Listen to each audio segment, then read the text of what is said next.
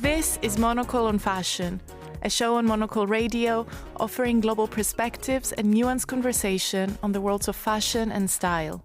I'm Natalie Theodosi, your host and Monocle's fashion director. On this week's episode, we pay a visit to the audience, an installation created by Prada and artists Elmgreen and Draxet. The fashion world is curious about art. The art is curious about the fashion world and how that functions in relation to audience. We catch up with former Gucci creative director Frida Giannini, who is making a comeback with British department store Liberty to celebrate their 150-year anniversary. It was embracing, in a way, all the values that I always was looking for. We will then also be chatting to Liberty's design and buying directors on the future and enduring appeal of the historic Carnaby Street department store. That heritage is there, and that's what customers come for. This and more coming up on Monocle on Fashion.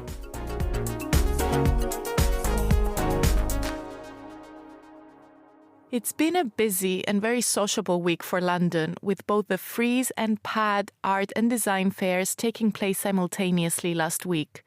Fashion brands, of course, try to get involved with various degrees of success. Prada has always led the way by commissioning artists from around the world, giving them carte blanche and allowing them to start conversations about society, culture, and creativity. This year, they worked with artist duo Michael Elmgreen and Ingard Draxet to create The Audience, a film and installation that addresses the image overload we live in and the need to step outside of our comfort zones, among other topics. We live in a time with sort of an image overload. We can't digest one image before we get fed with the next. Therefore, we decided to make a film that looks like it's out of focus. It's completely blurred, so it looks abstract. But it has a clear dialogue. So if you sit down on the seats in the cinema setup, you will be able to listen to that dialogue. But it's also a film that has no beginning and no ending. It's like a scene that was taken out of a feature movie. So everyone that comes to our little cinema here in London will be too late for the movie. And we all know the feeling of being too late in the cinema. And we are very embarrassing. Yes, exactly. We have to sneak in front of the other audience. Yeah. And here we always have an audience because we have 5 realistic figures, different characters sitting on some of the seats. Yeah. And that is like you make the audience feel sometimes a little bit embarrassed, or like, again, you were saying earlier, confusing them, shocking them almost a little bit. Is there value to this, especially now that things are quite sanitized and everyone is careful about what they're saying? Is there value even if you're doing a big public project or something more intimate to surprise or even confuse the audience a little bit? So I think uncertainty is so underrated. Uncertainty makes us more aware of our behavior, to reconsider how we move, how we behave, our appearance, how we interact with others. So if we are like just fit with things that are final, things that are already programmed and dictated to us, we lose our ability of having common sense. And how common is common sense nowadays? And that's the reality we have in the digital world as well, isn't it? Yeah, we're all for getting surprises. Absolutely. In our everyday life. And tell me about, how do you feel about the fact that if fashion houses are often the ones kind of facilitating these projects and these conversations? I think in the cultural landscape today, we have all become very hybrid. We are not so particular in our professional fields. The fashion world is curious about art. The art is curious about the fashion world and how that functions in relation to audience. Because, well, creating clothing for people is part of forming their identities, how they signal their identity to the rest of the world. And making artworks, especially in public space, is also signaling a certain identity into the rest of the world.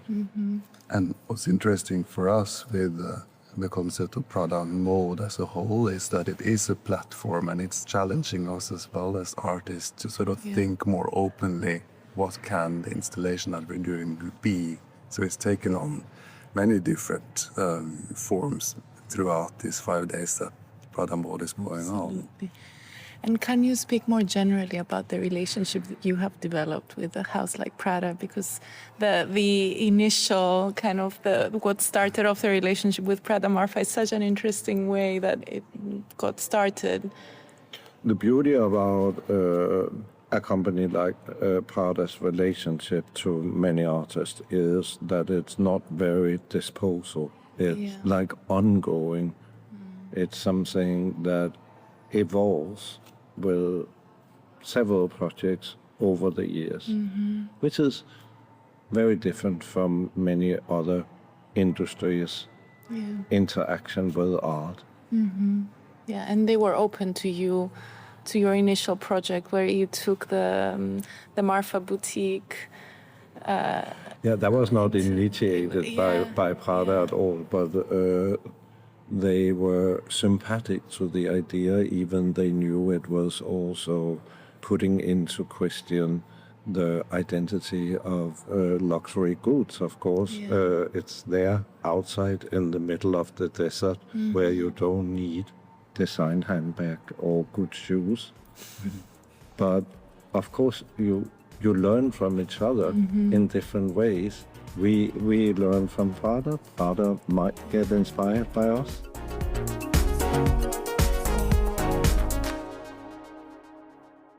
Thanks to Michael Elmgren and Ingar Draxet.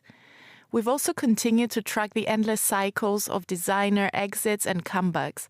Veronique Nishanian is out at Hermès after over 3 decades as creative director of menswear. Maria Grazia Curie is in at Fendi. And Frida Giannini, Gucci's former creative director, is back after a long hiatus. The occasion is Liberty London's 150th anniversary, for which Giannini designed the capsule collection Hypernova 150. She called in from her home in Rome and, cigarette in hand, tells us about her personal ties to London and the appeal of this particular collaboration. They explained me the idea of being the only creative director to develop a capsule collection to celebrate the anniversary, the 150th anniversary. It's quite huge now for a company nowadays. And so I was, quite amused, of course, honored by that. But at that time I couldn't accept it because I was still, with my mom. Then the day after she went, I called back my lawyer and I said, okay, we started because it was also a promise that I made to my mom, because my mom loves liberty. She was always a liberty, and in fact, my daughter grew up with all the bikini or small dress with all the florals design, and so she used to spend a lot of time there. And so she really asked me to make the promise that I had to do that, because she knew as well as she was in love with liberty, I was it.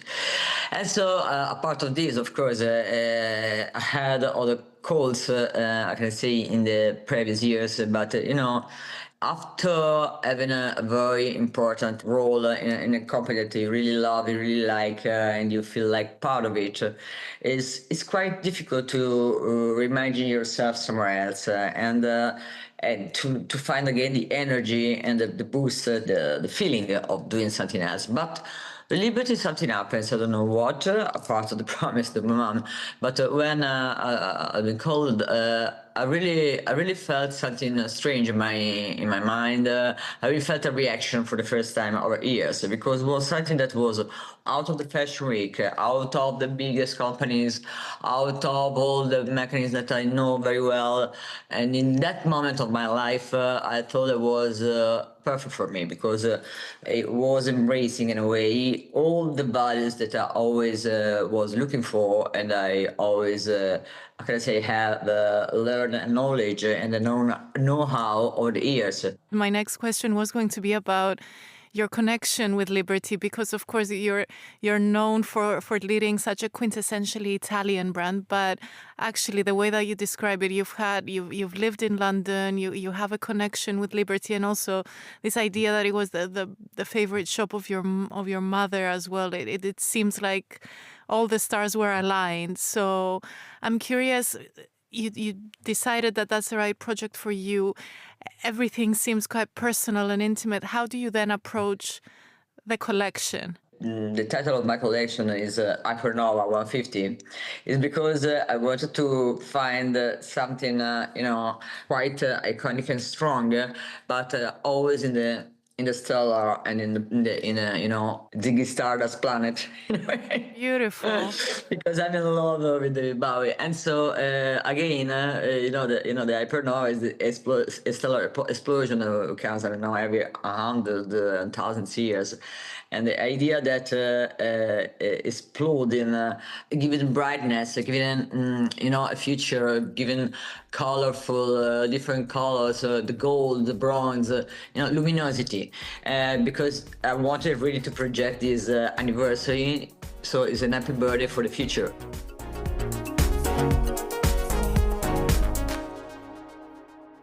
A big thanks to Frida Giannini for talking to us about her return to fashion and her ties to liberty. Given the British department store's big 150th anniversary, we wanted to delve deeper into both its history and strategy for its future, at a time when the future of the department store is often being questioned. First up, Monocle on Fashion producer Lily Austin caught up with Mary Ann Dunkley, Liberty's design director. They speak about the magic of the iconic Liberty print. Part of a creative process is absolutely listening to trends. So looking forward, feeling the mood, the culture, like being aware, like looking around, actually visiting places, looking at people. So we're absolutely interested in that trend and making sure we're at the forefront of it, that we are creating fabrics that can really speak of that time and place.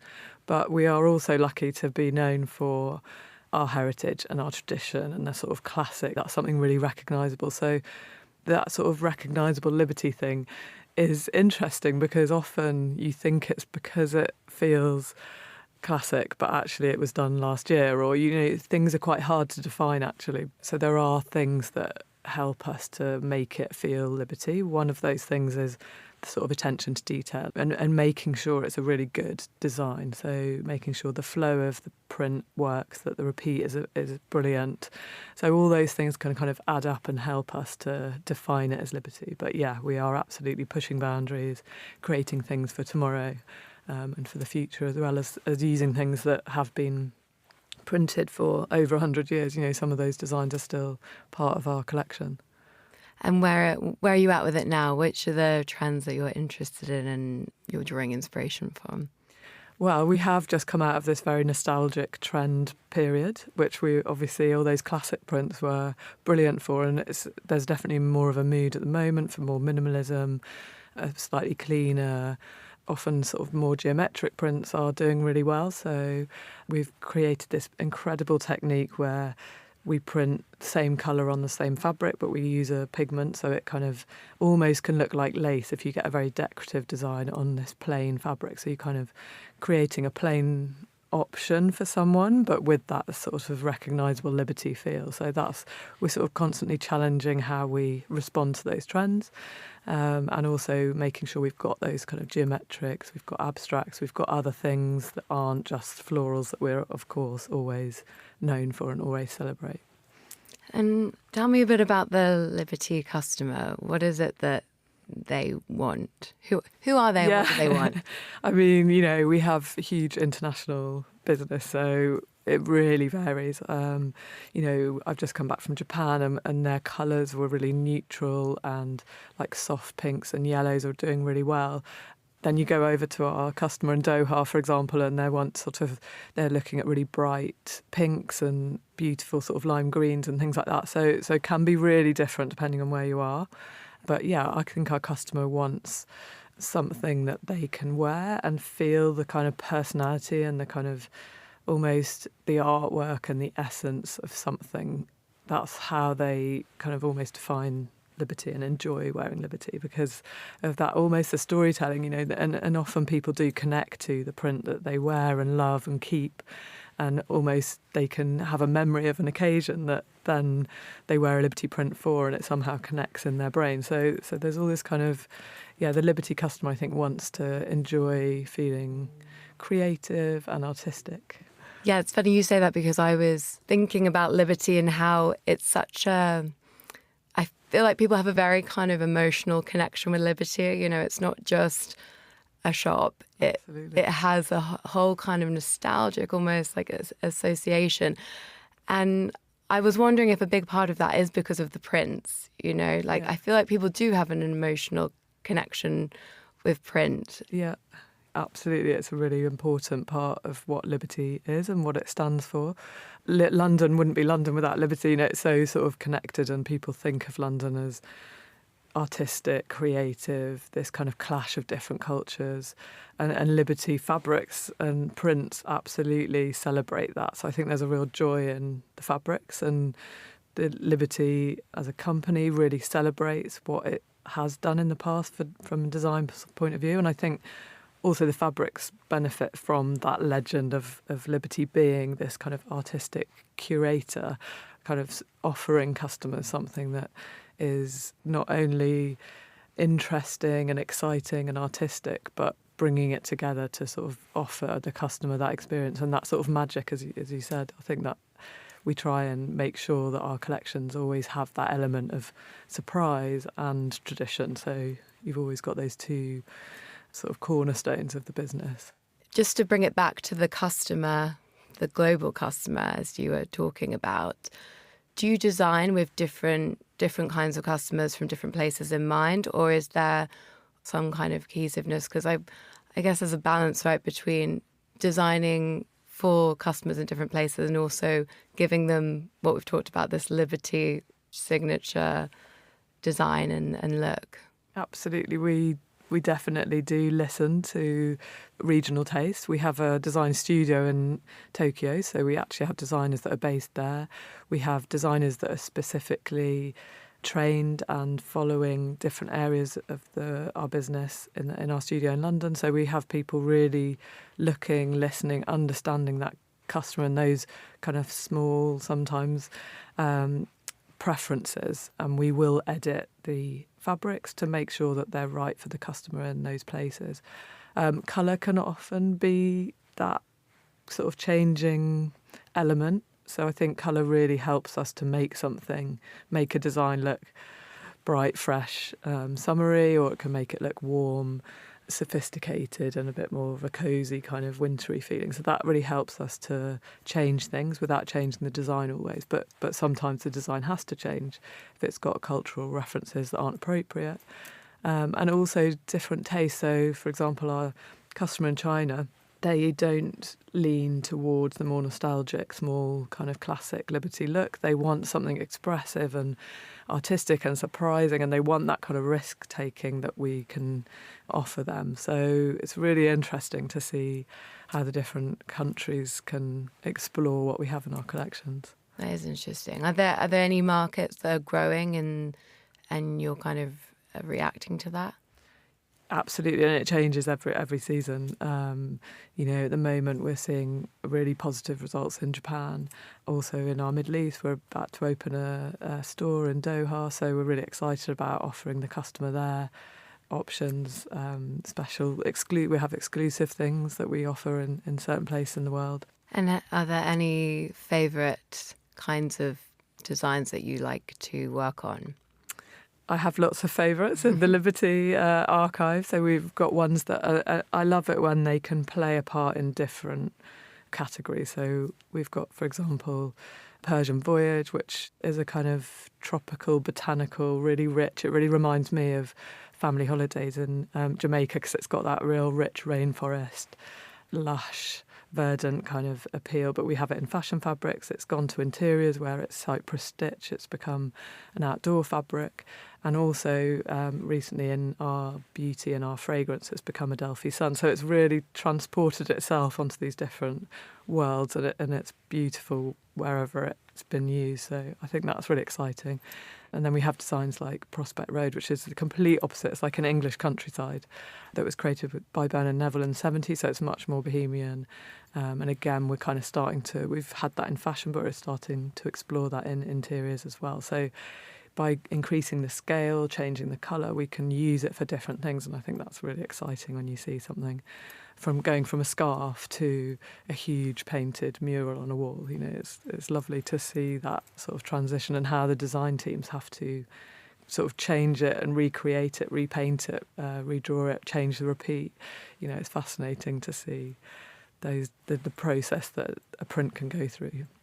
Must be so many different artists that work at any one time. Absolutely, yeah. Our design studio, we've got more than 30 designers now, and we have the archive team that are part of the design studio, so they really help us to understand the past, see what we've done before, which is really important, give us information, who designed it, where it's been used, make sure that we, you know, if we've offered it to someone exclusively, things like that, they can really help us to organise the creativity. And also everything new that's created, they are creating the database. They're kind of enriching the library. The sort of famous Liberty Archive gets stronger and richer and, yeah, more exciting as it goes on. So the heritage of Liberty is kind of baked into the design process. Absolutely, yeah. It's always the first place I encourage the design team to look at, you know, just for ideas, but also for understanding and learning. So they might be creating a whole new design, but maybe there's something in the archive that they like the flow of, or that can give them, you know, if they're doing a trailing tree design, they can look at something that's been done before and learn from it and actually sort of teach them, you know, they might want to create something that's got an arts and crafts feel, so they look back at the history but do something completely new and different, but we've got that intelligence and that kind of inspiration starting point. So it's really important for us to understand that, and also it helps us to keep that Liberty handwriting alive, and by changing it and learning from it.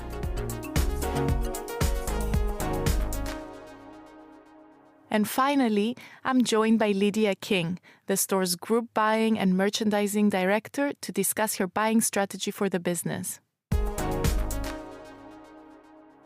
I think we've always been known as a place of discovery. So we've really sort of made that central to our buying strategy and our customer strategy, actually, because actually if customers are coming for that amazing visit and they want that considered purchase or spontaneous purchase, but of something beautiful that they're going to remember, we want to make sure that we've got, you know, something there that really does speak to that. So it's not something that they would discover anywhere else, or it's something that they came to look at the beauty hall and actually they stumbled across the most beautiful scarf or dress upstairs, or, you know, napkin. So it's curating beautiful items that customers stumble across and then are complimented on later when they showcase them in their homes or, you know, at an event. So I think that's what we've really lent into.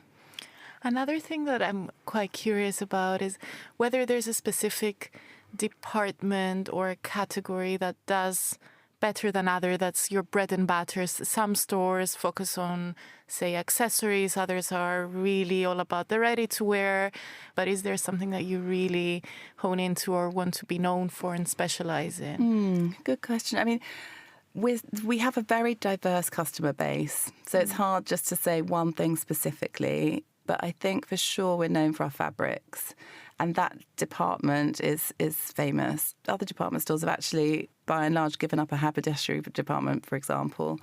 But for us, it's integral, and it's, linked to the fabrics. We've got exclusive fabrics. We still have our mill in Italy, and that heritage is there, and that's what customers come for. And actually, it's a very broad customer. It's customers that come from abroad, or local customers. Customers come with their grandparents sometimes. So the fabrics is a big central part of our business. And of course, we collaborate on the fabrics with lots of brands. So Adidas is a good example. We've had amazing success at that collaboration this year. And it's we try and get the DNA into each of our departments. So beauty is probably a good example. We're known for our beauty department. We have a lot of exclusive brands. We've launched hundreds of brands throughout the years. They were first to launch at Liberty. We celebrate our beauty advent calendar. We just dropped our pre-order, which is up on the year again. And that's sort of a key iconic product that people flock to buy. And I think it sold out 2 months early last year, which is not an ideal situation. But it, just shows the demand is there for a key iconic product. Yeah, I think so many founders really, it's their dream to launch at the Liberty department store. I remember speaking to Sam McKnight when he was launching his hair care line. He was like, it's the most beautiful place in the world. And I think that's where he launched there, and then now has kind of gone completely global. If we talk about fashion as well, because that's what we really love to talk about on this show, what are you most excited about for the upcoming autumn-winter season? It's pouring out, so it's probably good timing to start thinking about it.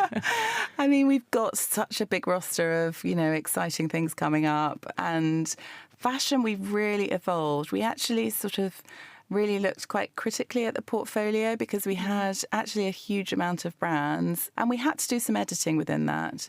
But we just decided all of the brands that we're with, we want to do something special with. So it's not really just about having a collection and buying 5 of the best things. It's about growing that in a really nice way, or having a point of difference for the customer. We've got an amazing selection actually from Loewe, Stella McCartney, Isabel Marant, the more designer labels, Victoria Beckham, etc. But we've really also focused on, those British names. And we've really tried to do something unique with those brands that will speak to our customer and their curated taste, because they really look to craftsmanship. That's the one thing I think that all of our customers love. They love the craftsmanship behind the design. They're really knowledgeable, our customers. It's not about us teaching them. They know about these brands. So we are just surfacing them in a beautiful space. So it's not really about just the very big houses and the concession model where you lose control of the edit, which is, I think, the direction a lot of other department stores, maybe the bigger ones, like you were saying, the ones that have a lot of more square footage to play with, have been going down the route for quite a few years now. Yeah, I mean, I think, UK retail has been difficult, with all of the obstacles. It's not been an easy landscape in the last 5 years. Stores have had to make their money, and some stores are huge. There's spaces to fill. We have really lent on creativity and craftsmanship as just a slightly different way to do it. So whether it's a creative pop-up in our central atrium, which really captures the attention of customers and is there for just a few weeks, or an exclusive design product that is limited edition, we really find that customers really enjoy those unique one-offs. Do you think a place like Liberty can really help revitalize the British fashion industry by giving space and play a role in that? I mean, I hope so. I think, the majority of our customer base is a local customer. So they might not have grown up in London, but for sure they're based in London now. And I think they love the spirit of London. And we're right in the heart of that. We're, in West London, next to Soho. It's a buzzy vibe outside of store, whether it's middle of the winter at Christmas or middle of the summer. The streets are overflowing and there's that sort of vibe. So I think more and more customers do want to experience that in store as well. We've got so much talent in the UK. There's so many brands. We're about to launch Tolu Coker, who is an LVMH prize finalist. She's a local talent, but equally we have the Rixo girls. We just did a new pop-up in store, and they're so talented and started the business and fully own the business themselves. So I think wherever there's a British, brand, we do definitely want to support them. And that's throughout all the categories, actually, not just fashion. And the fact that you're still curating, doing your own edits, also prioritizing some of the more independent designers versus kind of the concession model, has that meant you've been impacted a little bit less by all the changes and the so-called musical chairs that have been happening in the industry and across the big heritage houses? Yeah, I mean, it's been alarming, hasn't it? Trying to keep up. It's our role, and as a team, we have all these discussions about who's going to which house and how's this going to be. And just as you think you've sort of celebrated the launch of a new creative director, they move. Oh no, we've just. So it's definitely sort of it's unsettling, but it's also a period of excitement. And I think customers, in order to invest, especially in the higher price points, they do want to see ranges move on and creative direction move on a little bit more. So I think we celebrate it. We're not hugely reliant on just being a house of designer brands, because we do have more niche brands as well. So I think probably we're a bit buffered against all the changes in creative directors in that way. And what do you think of the new Dries Van Noten chapter? Because I think you've got one of the most beautiful corners and selections of Dries Van Noten in the UK, if not the world. I love lingering around there. So I'd love to see what you think, if it's changed the way that it looks and the way that the edit is now. I mean, we're so proud of it. And actually, all we're doing this year is just refreshing the spaces. And actually, Dries has been quite involved still in how the shop fits will look. We're also proud of the business together. I think, the new design direction offers a fresh take. It's still in line with the DNA. Of course, it's a print house and we're a print house, so that synergy is there. But, a bit of a younger, contemporary take, I think we find quite refreshing. Yeah, I think we're enjoying it, actually, and business is really strong. And is there a dialogue going on between the seasonal edit of this kind of higher-end brands and your fabrics that you were speaking about? Because like you were saying, it's so fascinating that they haven't aged and grandparents come to shop them with grandkids. So is that part of what makes Liberty so unique and magical? Yeah, I think definitely. I mean, designers, actually fashion editor recently said to me, I used to come with my grandmother, and, he sort of looked around, it hasn't changed because the structure of the building hasn't, but he still had the memory. And I think so many customers do have that memory. For 150 years, we collaborated with customers, fans, designers on this quilt house idea. So customers made their own patch, and designers made from as eclectic from Sir Paul Smith through to Factory Foundry made one. Charities made them for us, and we've constructed this amazing quilt house in the middle of the store. And that's eclectic look of the house really matches our fabric department. And I think hopefully we're a source of inspiration when customers come into store creatively. It's not just about coming to purely buy something. It's a place of enjoyment and a place of hopefully a bit of creativity and inspiration.